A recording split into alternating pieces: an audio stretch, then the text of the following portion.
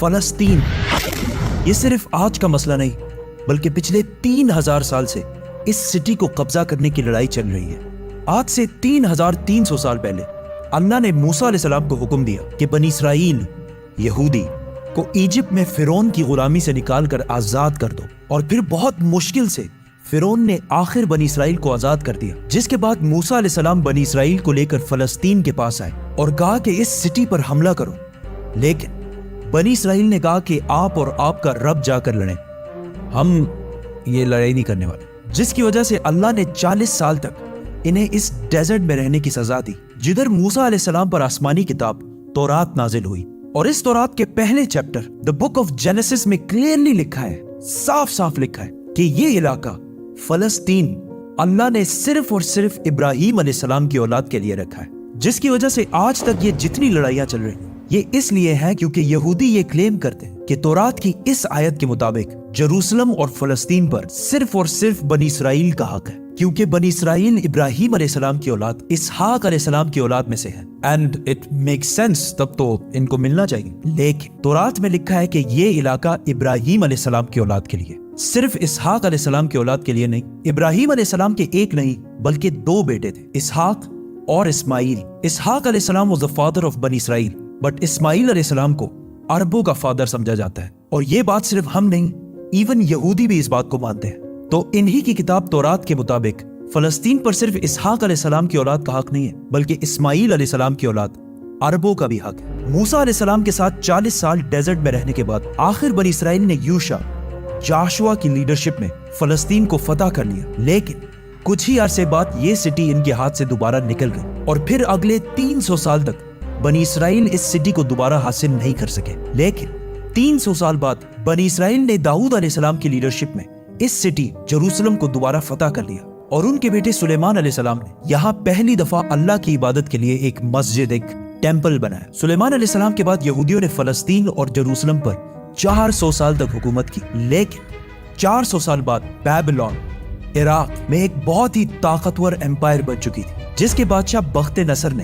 اپنی امپائر کو بڑھانے کے لیے فلسطین پر حملہ کر دیا اور جروسلم کو تباہ و برباد کر دیا، اور اس کے اندر ہزاروں یہودیوں کو شہید بھی کیا، اور اس ٹیمپل کو بھی تباہ کر دیا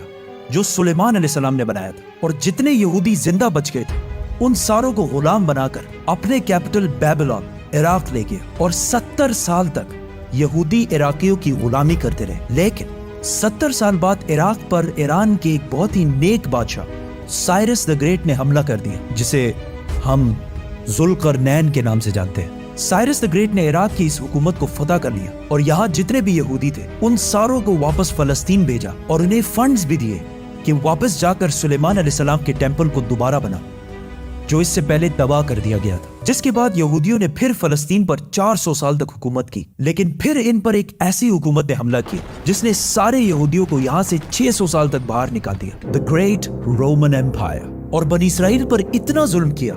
جو اس سے پہلے کسی نے بھی نہیں کیا۔ یہودیوں نے رومن امپائر سے لڑنے کی بھی کوشش کی، لیکن رومن امپائر نے ہزاروں یہودیوں کو قتل کیا، اور حالات اتنے خراب ہوئے کہ یہودی رومن امپائر سے چھپ کر غاروں میں رہنے لگے، اور رومن امپائر نے بیت المقدس، جسے پہلے سلیمان علیہ السلام اور پھر ذوالقرنین نے بنایا تھا،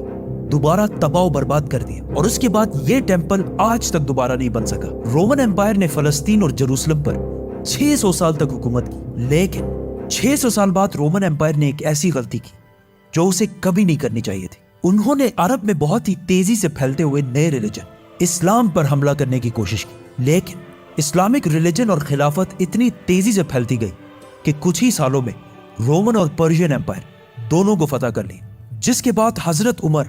دنیا کے سب سے طاقتور بادشاہ بن گئے، جن کی حکومت الیگزینڈر دی گریٹ کی امپائر سے بھی بہت بڑی تھی۔ آخر مسلمان رومن امپائر کو فتح کرتے کرتے جروسلم کے دروازے تک پہنچے۔ رسول اللہ صلی اللہ علیہ وسلم نے پہلے ہی کہہ دیا تھا کہ مسلمان ایک دن جروسلم ضرور فتح کریں گے۔ اب مسلمانوں کے پاس 2 آپشن، یا تو جروسلم کو اسی طرح تباہ کیا جائے جو اس سے پہلے باقی بادشاہوں نے کیا تھا، اور یا اس کا سیج محاصرہ کر لیں۔ آخر 6 مہینے بعد جروسلم کے گورنر سفرونیس نے کہا کہ میں یروشلم صرف ایک ہی شرط میں مسلمانوں کے حوالے کروں گا کہ مسلمانوں کے بادشاہ عمر خود آ کر مجھ سے ملے۔ تو خالد بن ولید رضی اللہ تعالیٰ عنہ نے سوچا کہ اب مسلمانوں کے امیر المومنین کو کیوں ڈسٹرب کیا جائے، تو وہ خود عمر بن کر سفرونیس سے ملنے گئے، کیونکہ خالد بن ولید رضی اللہ تعالیٰ عنہ کی اپیرنس بالکل حضرت عمر سے ملتی جلتی تھی اور دونوں کی ہائٹ بھی بالکل سیم تھی، آلموسٹ 7 فٹ۔ لیکن وہاں ایک شخص حضرت عمر سے پہلے ہی مل چکا تھا، تو انہوں نے کہا کہ یہ حضرت عمر نہیں ہو سکتے، تو مجبوراً خالد بن ولید رضی اللہ تعالیٰ عنہ کو حضرت عمر، اس وقت دنیا کے سب سے طاقتور بادشاہ، کو جروسلم بلانا پڑا۔ سفرونیس فل لگژری گولڈ اور سلور پہن کر بالکل تیار ہو گیا، کیونکہ اتنے بڑے بادشاہ ان سے ملنے آ رہے تھے۔ لیکن سفرونیس اور پورا جروسلم یہ دیکھ کر حیران ہو گیا کہ بادشاہ کا غلام اونٹ پر بیٹھا ہوا ہے اور بادشاہ خود بالکل عام کپڑوں میں پیدل چل کر آ رہا ہے۔ یہ منظر جروسلم والوں کے لیے بہت شاکنگ تھا، کیونکہ اس سے پہلے جب بھی کسی بادشاہ نے جروسلم پر فتح حاصل کی ہے، اس نے اس سٹی کو تباہ و برباد کر دیا تھا اور یہاں کی گلیوں کو خون سے بھر دیا تھا۔ لیکن اب یہ ایک بادشاہ آیا ہے جو ان ساروں سے زیادہ طاقتور ہے، لیکن بغیر کسی فوج کے اور بالکل عام کپڑوں میں۔ ایسا اس سے پہلے کبھی بھی نہیں ہوا تھا۔ حضرت عمر نے سارے ریلیجنز کو آزادی دی اور بغیر کوئی خون بہائے سفرونیس نے جروسلم کو حضرت عمر کے حوالے کیا، لیکن انہوں نے ایک شرط یہ بھی رکھی کہ مسلمان یہودیوں کو جروسلم آنے کی اجازت نہیں دیں گے۔ لیکن حضرت عمر نے اس کی یہ شرط نہیں مانی اور یہودیوں کو بھی بیت المقدس آنے کی اجازت دی، اور اس طرح پہلی دفعہ جروسلم ابراہیم علیہ السلام کے بیٹے اسماعیل علیہ السلام کے اولاد کے پاس آیا۔ اس کے بعد آلموسٹ 350 سال تک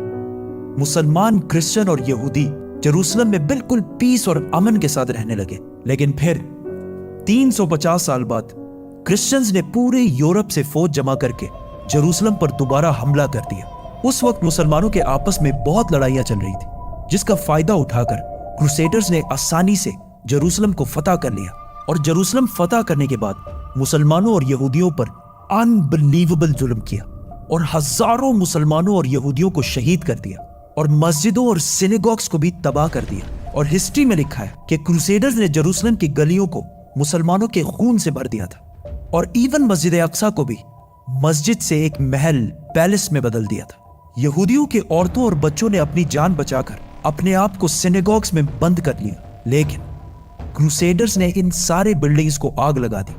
اور ان کے بچوں اور عورتوں کو زندہ جلا دیا۔ اور یہ سب صرف ہم نہیں کہتے، بلکہ یہ اوتھینٹک ہسٹری کا حصہ ہے جسے یورپینز بھی مانتے ہیں۔ اس کے بعد ان کروسیڈرز نے جروسلم پر آلموسٹ 90 ایئرز تک حکومت کی، لیکن پھر 90 ایئرز بعد مسلمانوں کے ایک بہت بڑے بادشاہ سلطان صلاح الدین ایوبی نے پوری مسلم دنیا سے فوج جمع کر کے جروسلم کو دوبارہ کرسچن سے چھین کر فتح کر لیا۔ اور اس وقت سارے کرسچنز کا یہ خیال تھا کہ اب صلاح الدین ہم سے اسی طرح بدلہ لے گا جس طرح ہم نے لاکھوں مسلمانوں کو شہید کیا تھا۔ لیکن صلاح الدین ایوبی نے بالکل حضرت عمر کی طرح سارے کرسچنز کو معاف کر دیا۔ ایون کرسچنز بھی اس بات پر حیران ہوئے اور صلاح الدین سے پوچھا کہ جب ہم نے فتح کیا تو ہم نے ہر مسلمان کو قتل کیا تھا، لیکن صلاح الدین ایوبی نے انہیں کہا I am not those men. I am صلاح الدین۔ صلاح الدین صلاح الدین ایوبی نے ان سارے ریلیجنز کو دوبارہ آزادی دی اور مسجد اقصی جسے محل بنا دیا گیا تھا اسے دوبارہ مسجد بنایا اور ادھر پہلی نماز ادا کی۔ جروسلم کو جب بھی کسی بادشاہ نے فتح کیا ہمیشہ ادھر بہت خون بہایا ہے، سوائے مسلمانوں کے جنہوں نے ہمیشہ بالکل پیس اور امن کے ساتھ اس سٹی کو فتح کیا۔ صلاح الدین ایوبی کے بعد ایک بار پھر سارے ابراہیمک ریلیجنز جروسلم میں بالکل پیس اور امن کے ساتھ 800 سال تک رہے۔ 800 سال۔ لیکن 800 سال بعد اور آج سے 100 سال پہلے جب جروسلم پر آٹومن امپائر کی حکومت تھی تو ورلڈ وار 1 کے بعد عربوں نے برٹش کے ساتھ مل کر عثمانیہ خلافت کو ہمیشہ کے لیے ختم کر دیا کہ ہم عربوں پر یہ ٹرکش لوگ آ کے کیوں حکومت کر رہے ہیں۔ تو اس نیشنلزم کی وجہ سے فلسطین بھی مسلمانوں کے ہاتھ سے نکل گیا۔ لیکن تھوڑے ہی عرصے پہلے برٹش اور یہودیوں کی آپس میں ڈیل ہو چکی تھی کہ اگر برٹش کو یہ علاقے ملے تو وہ ادھر ایک یہودی سٹیٹ بنائیں گے۔ اور یہ معاہدہ ہوا کیوں تھا؟ کیونکہ اس سے پہلے یہودی یورپ کے ہر field, business, science, medical, banking, ہر چیز میں بہت سٹرونگ ہو چکے تھے، جس کی وجہ سے یہودی یورپ کے سب سے طاقتور اور رچ کمیونٹی بن گئے۔ تو ان کی سپورٹ حاصل کرنا برٹش کے لیے سب سے ضروری تھا، اور پچھلے 1800 سال سے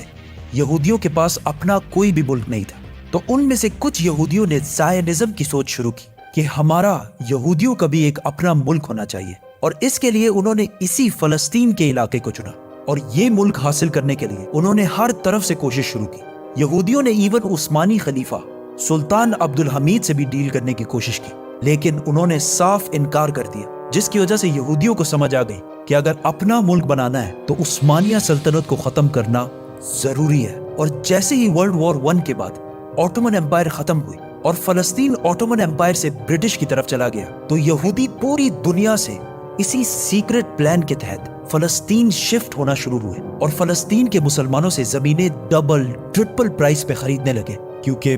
پیسہ تو ان کے پاس بہت تھا۔ برٹش امپائر نے بھی بیلفور ڈیکلریشن میں یہودیوں کے ایک الگ سٹیٹ ہونے کو سپورٹ کیا تاکہ ورلڈ وارز میں یہودیوں کا سپورٹ اور پیسے دونوں حاصل کر سکیں۔ اور اسپیشلی ورلڈ وار 2 کے بعد یورپ میں ہٹلر کے یہودیوں پر ظلم کے بعد یہودی اور بھی زیادہ پوری دنیا سے فلسطین میں جمع ہونے لگے اور فلسطین میں آہستہ آہستہ لڑائیاں بڑھنے لگی، جس کی وجہ سے UN نے ایک فیصلہ سنایا کہ فلسطین کو 3 حصوں میں ڈیوائیڈ کیا جائے گا، ایک حصہ فلسطین،